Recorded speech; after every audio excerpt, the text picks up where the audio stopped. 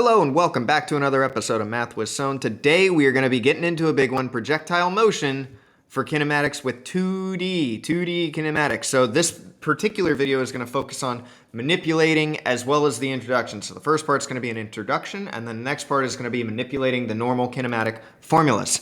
When you're dealing with 2D, you must separate the components into an X and a Y, which is why we did vectors before this. Okay, in the X direction, the X would be just considered the horizontal position, and then the Vx would be the horizontal velocity. And they must be found separately. There is typically no acceleration in the horizontal direction, so the acceleration should be equal to 0, but it would be considered AX. Okay? In the Y direction, the horizontal position is going to be called Y, of course. Sometimes delta Y. Sometimes these are delta Y and delta X, just so you know the change in X and change in Y. The vertical velocity would be Vy, would be vertical velocity. And there is acceleration, and AY is typically negative 9.8 because it has G for gravity. Okay? So G for gravity, AY, the acceleration, negative 9.8. All right, so that's the basic introduction. We need to find the vertical and horizontal components separately. The next part we're going to be dealing with is going to be manipulating the formulas, which is something that AP does a lot. So launching an object horizontally, a rock with a mass of M is thrown off a horizontal building with a height of h. Visual diagram. It is thrown off. The speed as it leaves the top of the building, vi times a. The height for the vertical component will be constantly changing, and the velocity will also be constantly changing. The time for an object to hit the ground is what we need to do for part A. Find the time the object hits the ground. Well, the only aspect that will affect it hitting the ground is the height and the vertical component, not the horizontal component. Okay, we'll deal with the horizontal component in part 2, and we'll deal with the final velocity in part 2. We're not going to be dealing with the horizontal part 3 for the final velocity. We're not going to be dealing with the horizontal at all for part A because it is only involving the object hitting the ground, which is only involving the vertical distance. Okay, so with that in mind, the velocity initial will be equal to 0 meters per second because the velocity is initially, when it's dropped, it's not thrown downward, it's thrown horizontally. It is not sped up. It hasn't had a chance to speed up yet. It needs gravity to do that, which would be involved with the acceleration. The acceleration in the y department will be negative g, or negative 9.8. The change in y would equal the negative height, because it started up here, it's going to end up down there when it hits the ground. So we're going to say negative h there.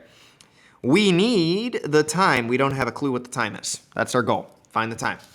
So with that in mind, we need to figure out a kinematic equation. Well, delta y would equal vi times t plus 1/2 at squared, the one that we use most often when we're dealing with objects being thrown in the air. So we know delta y is negative h. We don't have a initial velocity, so we can call that 0.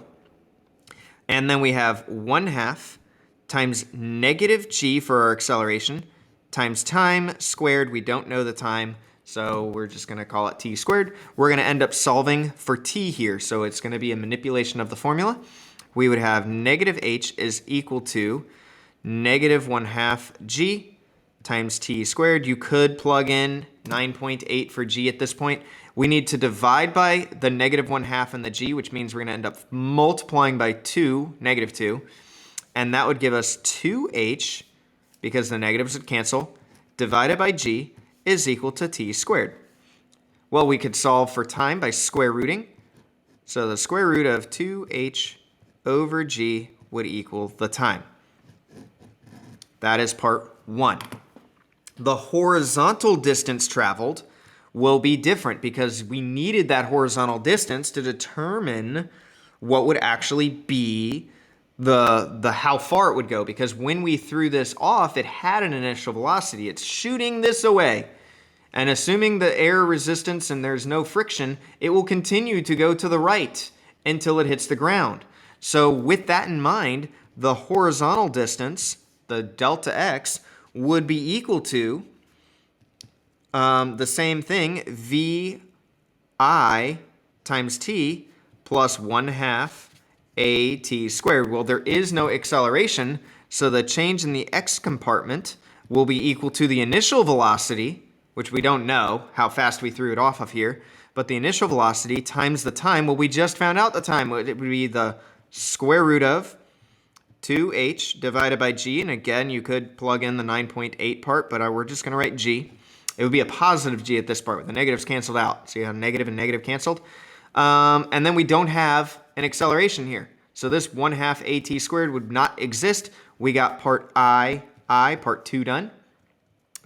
And part 3, what is part 3? Find the final velocity. Well, the final velocity will be equal to a few things. The final velocity is going to be equal to the horizontal component and the vertical component combined.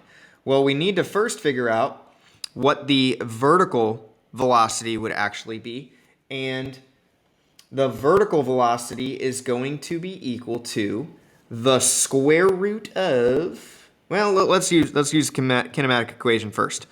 Let's do the horizontal part. Horizontal part first, one step at a time, as shown. Well, the horizontal velocity is going to be the same as what it started with. No air resistance. It is going to continue moving to the right as far as we could, and we need to find the resultant, which is the x velocity and the y velocity. Well, we got the x velocity, vi. It's just vi, whatever it was, vix technically, whatever it was to begin with. Okay, that's nice. And we have to find the y velocity. Well, the y velocity would be equal to vy final would equal the initial velocity, vy initial, plus at using kinematic equations. That one where you don't know your final and you do know your initial potentially. So vy final will equal, our initial wasn't anything. Our a would be gravity. So we would have minus g because it's going downwards, and then time, we found out from the very beginning, 2h divided by g. And if we do that, we would end up with that. I'm just going to call it that. There's an answer key that shows a little bit different. I don't like the answer key version. I like this version a little bit better. So from here, we need to find the total distance, find the velocity. We found the velocity. For some reason, they're finding more in my answer key, but we don't need to do anything else there. Suppose the cliff height, next part. Suppose the cliff height was doubled. Why would the rock travel a greater horizontal distance in this case? Well, if the height is doubled, if we go up a little bit higher, that means the x department would have further time to go to the right before it started to plummet to the ground because of gravity. So if we double the height, the rock would travel a horizontal distance that is greater. In fact, it would travel like almost twice the distance. Not quite, but it would travel a lot further than it would have otherwise because it would have more time to fall, therefore more time to go in the right direction. Suppose the initial speed of the object were doubled. Well, if the initial speed of the object were doubled, that would also affect how far it would go to the right, but it would not affect how long it is in the air, because it is only going to be in the air based off of how long it was falling for in terms of height. So it would be in the air the same amount of time. The only time that you are going to affect how far something will fall to the right direction will be is if you change the initial height. It will not affect how long it is in the air ever, because if you throw it really fast, it doesn't matter. It's still going to fall to the ground at 9.8 meters per second, no matter what you do with how hard you throw it to the right. All right. So I think that is going to do it for this one. That's a 10-minute video. It seems about right. On the next examples, we're going to stop focusing so much on just manipulating the equations, which gets confusing. We're going to do some basic examples and find what would happen when you have an object moving and what the vertical and horizontal components were, and separating them to find the actual places that these things will be based off of it, and using kinematic equations again. Till next time, I rambled. I'm sorry. Stay positive, and I will see y'all then. Bye. Bye-bye.